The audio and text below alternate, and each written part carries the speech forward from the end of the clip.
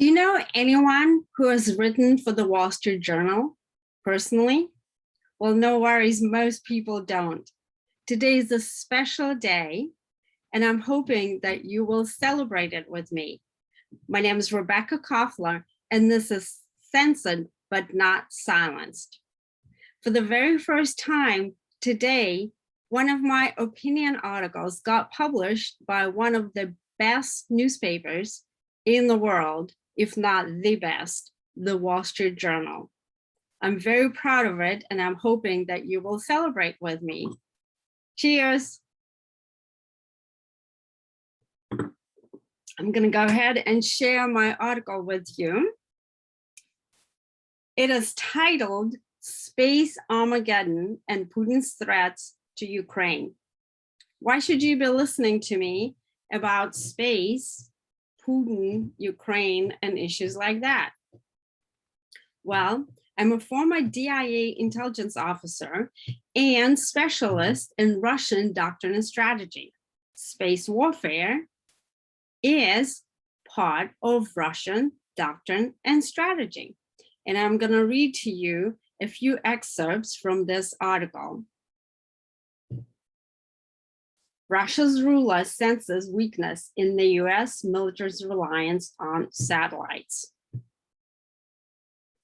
Russia successfully conducted a test in which a direct ascent missile destroyed a nearly 40-year-old defunct Russian spy satellite, US Space Command announced Monday. This unsettling development is noteworthy because it coincides with Russia's massive military buildup along the Ukrainian border.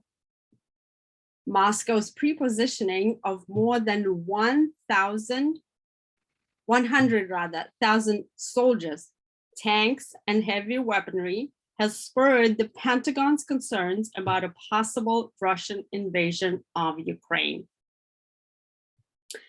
And then in my article, I go into the explanation of why Russia did what it did on Monday. It's not a coincidence, comrade. The Russians have a phrase, "Это не случайно, товарищ." Okay, let's go ahead and find out why they did that. Moscow's posturing on what the Russians call a space weapon signals a rapidly escalating crisis in US-Russia's relations. Washington's foreign policy and Moscow's view of its national interests are on a geopolitical collision course. Russia views the formerly Soviet Ukraine as part of its strategic security perimeter. For centuries, Moscow relied on Ukraine and similar geographical buffers against foreign invasions. President Putin has repeatedly said that the US is crossing a red line by attempting to pull Ukraine out of Russia's orbit. In April, in his annual event to the Russian parliament, Mr. Putin threatened a swift, asymmetric, and harsh response if the United States and the North Atlantic Treaty Organization intervene on behalf of Ukraine. A trained intelligence operative, Mr. Putin maintains strategic ambiguity regarding what the United States' action precisely would constitute the crossing of Moscow's red line with regard to the former Soviet states, such as Ukraine. Ukraine's admission into NATO and into the European Union would almost certainly be unacceptable to the Kremlin. Mr. Putin is prepared to fight a war against the West to prevent this from happening. But how could Russia win a war against a much stronger adversary? And the United States is actually much stronger in terms of the kinetic capability. And this is why on Putin's orders, the Russian General Staff has developed a new warfare strategy that it calls strategic instability, or rather controlled instability, or strategy of indirect action. And I've written an entire book about it called Putin's Playbook, Russia's Secret Plan to Defeat America.